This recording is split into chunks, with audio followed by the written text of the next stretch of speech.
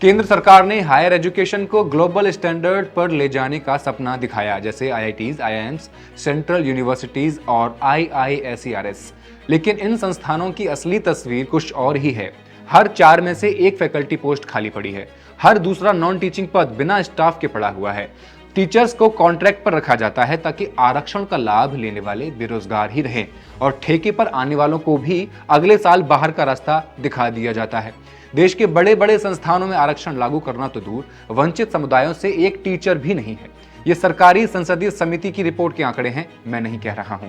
जब हजारों पद मंजूर हैं तो फिर भर्ती इतनी कम क्यों हो रही है? एससी, एसटी, ओबीसी जैसे वंचित तबकों का प्रतिनिधित्व इतने कम स्तर पर क्यों है? आईआईएम्स में 11 संस्थानों में से एक भी एसटी का टीचर क्यों नहीं है? क्यों हर साल हायर एजुकेशन इंस्टीट्यूट्स में जातीय भेदभाव की शिकायतें बढ़ती जा रही हैं? सरकार ने मिशन मोड में भर्ती का जो वादा किया था, क्या वो जमीन पर पूरा हो पाया है? और 2035 तक 50% जीईआर का लक्ष्य क्या इन हालातों में मुमकिन है? फैक्ट्स एंड फिगर्स के इस एपिसोड में आई विल एक्सप्लेन।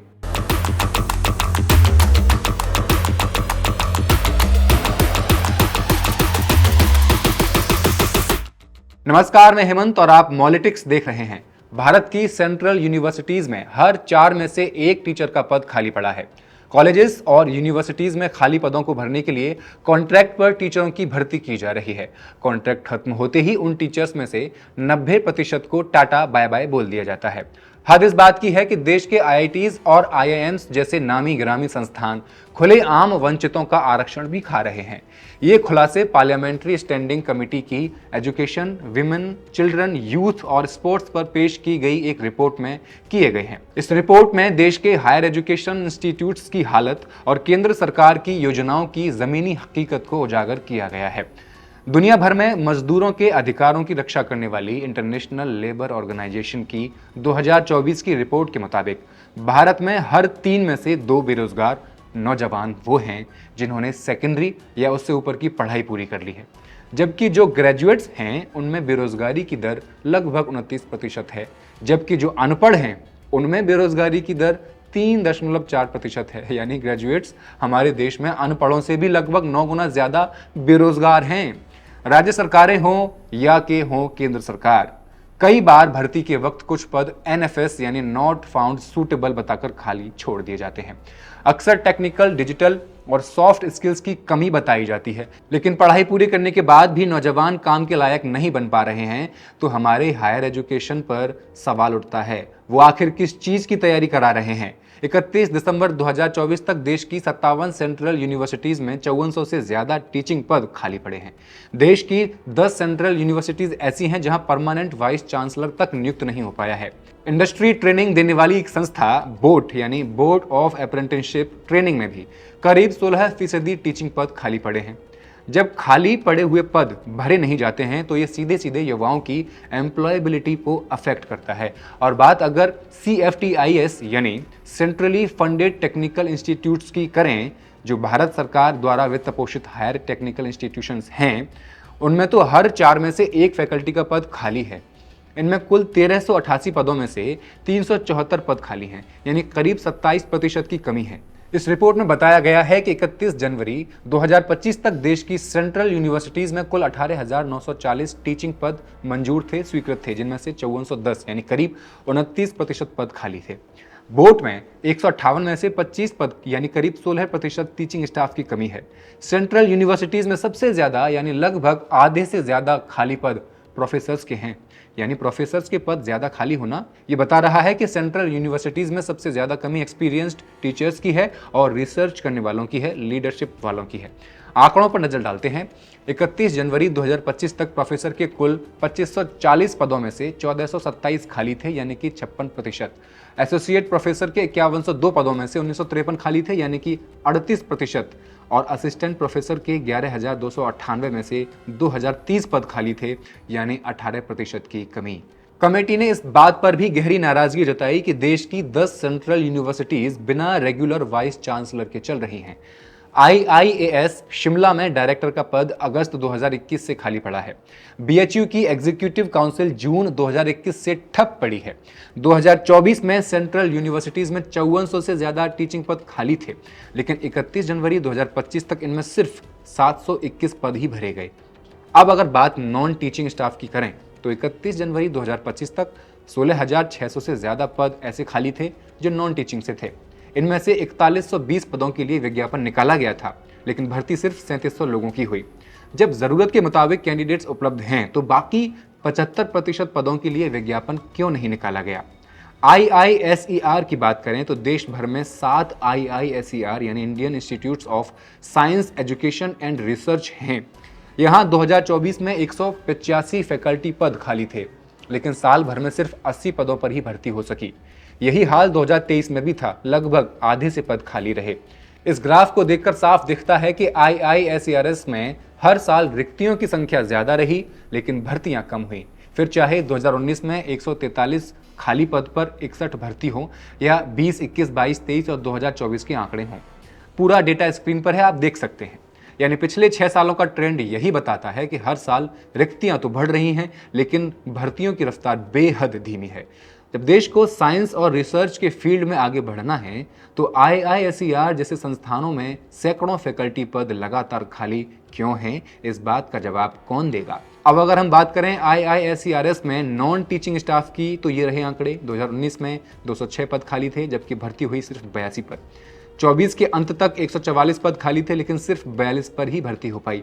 क्यों भर्ती सभी पदों पर नहीं होती? मतलब ये कि सिर्फ फैकल्टी ही नहीं, बल्कि प्रशासन, lab assistant, technical staff, clerk और बाकी जरूरी सहयोगी कर्मियों की भी भारी कमी बनी हुई है, जो नॉन टीचिंग पोस्ट पर हैं, जो किसी भी शिक्षा संस्थान की रीढ़ होते हैं। जब न टीचर भर पा रहे न स्टाफ, तो सवाल सीधा है, IISER जैसे प्रीमियम संस्थानों को कौन चला रहा है और कब तक वो ऐसे ही चलेंगे? ठेके पर रखा गया स्टाफ चला भी रहा है तो उन्हें भी एक कॉन्ट्रैक्ट के बाद बेदखल कर दिया जा रहा है, उन्हें दोबारा काम नहीं मिलता। रिपोर्ट में बताया गया कि सेंट्रल यूनिवर्सिटीज में जो टीचर कॉन्ट्रैक्ट पर रखे गए उनमें से 10% से भी कम लोगों को दोबारा काम मिला। अब ठेके के टीचर्स को भी परमानेंट होने का रास्ता नहीं दिखेगा तो वो क्यों ही साल 2 साल के लिए पढ़ाने आएगा? ये आंकड़ा देखिए, 2022 में सबसे ज्यादा 1820 कॉन्ट्रैक्ट टीचर्स नियुक्त किए गए, लेकिन सिर्फ 31 को ही दोबारा काम मिला। 2024 और 25 में भी 800 से ज्यादा लोग कॉन्ट्रैक्ट पर रखे गए, लेकिन दोबारा मौका सिर्फ 25 लोगों को ही मिला, यानी सिर्फ 3% को। इस ग्राफ से साफ दिखता है कि जो टीचर कॉन्ट्रैक्ट पर रखे जा रहे हैं उनमें से दोबारा किसी को रखना तो जैसे रिवाज ही नहीं रहा। ये सिर्फ बेरोजगारी का नहीं, बल्कि एक अस्थिर और अनियोजित शिक्षा व्यवस्था का संकट है। संसदीय कमेटी ने इस बात को माना कि इंडस्ट्री के एक्सपर्ट्स को गेस्ट लेक्चरर के तौर पर बुलाना फायदेमंद हो सकता है, लेकिन रेगुलर टीचिंग पोस्ट पर उन्हीं लोगों को रखा जाना चाहिए जो एकेडमिक तौर पर क्वालिफाइड हों और जिन्हें पढ़ाने के तरीके की बाकायदा ट्रेनिंग मिली हो। लेकिन इसका उल्टा देखने को मिल रहा है। रिपोर्ट के आंकड़े बताते हैं कि जितने पद मंजूर थे उनमें से न रेगुलर भर्ती हो सकी हैं, न ही कॉन्ट्रैक्ट पर ज्यादा भर्तियां की गई हैं। मतलब इनको अब ठेके वाले अध्यापक भी नहीं मिल रहे। 1388 स्वीकृत फैकल्टी में से 374 पद अभी भी खाली हैं। हैरानी की बात यह है कि 31 दिसंबर 2024 तक सिर्फ 33 टीचर्स की भर्ती हुई, कुल स्वीकृत पदों की संख्या का 2.5% से भी कम था। ठेके पर हो रही भर्तियों का आंकड़ा भी आपके सामने है, कहीं भी 3% का आंकड़ा छुआ नहीं गया है। यही हाल रेगुलर भर्ती के आंकड़ों में भी है। कमेटी भी मान रही है कि देश के ज्यादातर हायर एजुकेशन इंस्टीट्यूट्स आज पदों को भरने के लिए शॉर्ट टर्म या कॉन्ट्रैक्ट टीचर्स पर निर्भर हो चुके हैं। लेकिन इस पर चेतावनी देते हुए कहा गया कि यह तरीका आरक्षण प्रणाली को कमजोर करता है, खासकर वंचित समुदायों के लिए, और साथ ही ये इंस्टीट्यूट्स की एकेडमिक फ्रीडम को भी चोट पहुंचाता है। अगर देश के बड़े बड़े टेक्निकल और मैनेजमेंट इंस्टीट्यूशंस यानी IITs और IIMs की बात करें तो वहां का फैकल्टी डेटा सीधे तौर पर आरक्षण को खत्म करता हुआ नजर आता है। रिपोर्ट के मुताबिक IITs में कुल 7,370 अध्यापक काम करते हैं, जिनमें से 5% भी एससी वर्ग से नहीं हैं। एसटी वर्ग से सिर्फ 1.1% हैं और 10% ओबीसी वर्ग से आते हैं, जबकि सरकार और सुप्रीम कोर्ट की गाइडलाइंस के मुताबिक ये आरक्षण इस तरह होना चाहिए: एससी के लिए 15%, एसटी के लिए 7.5% और ओबीसी के लिए 27%। जाहिर है आरक्षण की नीति की अवहेलना की जा रही है, आरक्षण खाया जा रहा है। देश के सबसे प्रतिष्ठित संस्थानों में अगर आरक्षण के नियम ही लागू नहीं होंगे तो बाकी जगहों से क्या उम्मीद की जा सकती है। आईआईटी के अलावा आईआईएम्स में तो तस्वीर और भी डराने वाली है। रिपोर्ट्स बताती हैं कि देश के 21 टॉप आईआईएम्स में से आधे से ज्यादा में एक भी शिक्षक एसटी समुदाय से नहीं है और एससी और ओबीसी वर्गों का रिप्रेजेंटेशन भी बेहद कम है। इस चार्ट में जो आंकड़े सामने आए हैं वे साफ दिखाते हैं कि आईआईएम्स में एससी, एसटी और ओबीसी के लिए आरक्षित सीटों को लागू करने की कोई गंभीर कोशिश नहीं हो रही। 21 में से कम 11 आईआईएम्स में एक भी एसटी का टीचर मौजूद नहीं है। सवाल है, अपने आप में एक सवाल है। ये आईआईएम्स इस तरह हैं जैसे आईआईएम कलकत्ता, इंदौर, लखनऊ, रायपुर, रोहतक, तिरुचिरापल्ली, संबलपुर, कोझिकोड, उदयपुर, नागपुर, अमृतसर। कुछ आईआईएम में एससी के टीचर 2 या 3 हैं, लेकिन कई संस्थानों में एक भी नहीं है या सिर्फ एक है।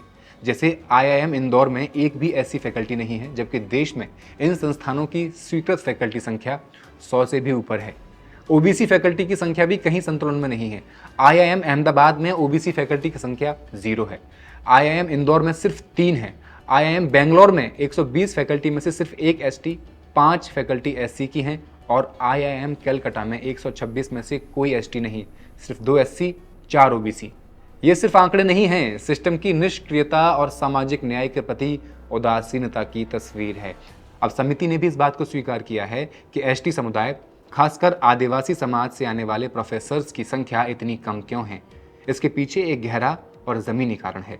समिति ने बताया कि आदिवासी समुदाय के बच्चे अक्सर प्राथमिक शिक्षा भी पूरी नहीं कर पाते और बहुत कम लोग उच्च शिक्षा या हायर एजुकेशन तक पहुंच पाते हैं, पीएचडी तक पहुंच पाते हैं। समिति का साफ कहना है कि इसका हल ये है कि आदिवासी बच्चों को स्कूलिंग से लेकर कॉलेज और रिसर्च तक एक ऐसा माहौल मिलना चाहिए जिसमें वो टिक सकें, सीख सकें और आगे बढ़ने की हिम्मत कर सकें। यानी समाधान आरक्षण क्यों लागू नहीं हो रहा से शुरू नहीं होता, वो तब शुरू हो जाता है जब कोई बच्चा पहले स्कूल तक पहुंचता है।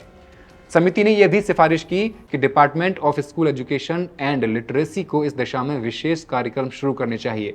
लेकिन तस्वीर का एक और कड़वा सच ये है कि हायर एजुकेशन इंस्टीट्यूट्स में जातीय भेदभाव की शिकायतें भी लगातार बढ़ रही हैं। डेटा बताता है कि छात्रों और शिक्षकों दोनों को जाति आधारित अपमान, भेदभाव और बहिष्कार का सामना करना पड़ रहा है और ये घटनाएं समय के साथ घटने के बजाय बढ़ती जा रही हैं। इस ग्राफ से साफ दिखता है कि हायर एजुकेशन में जाति आधारित भेदभाव की शिकायतें हर साल तेजी से बढ़ रही हैं।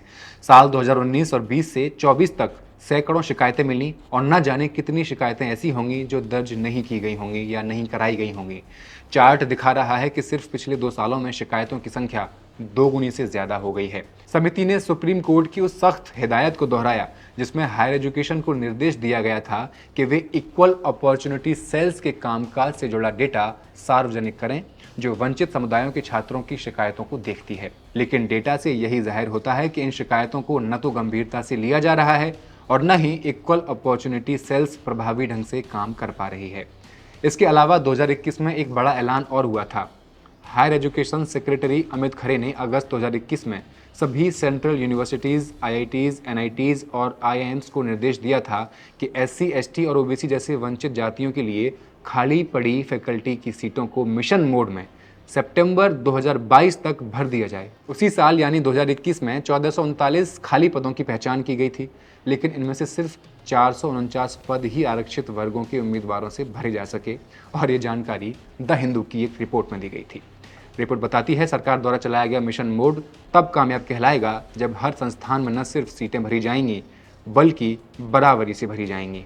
अगर जीईआर की बात करें तो ग्रॉस एनरोलमेंट रेशियो का मतलब है किसी उम्र के जितने बच्चे पढ़ाई के लिए लायक हैं उनमें से कितने स्कूल या कॉलेज में दाखिला लिए हुए हैं। 2035 तक हायर एजुकेशन में 50% छात्रों को जोड़ने का लक्ष्य सरकार ने रखा था, यानी देश के हर 2 में से 1 युवा को कॉलेज या यूनिवर्सिटी तक पहुंचाना।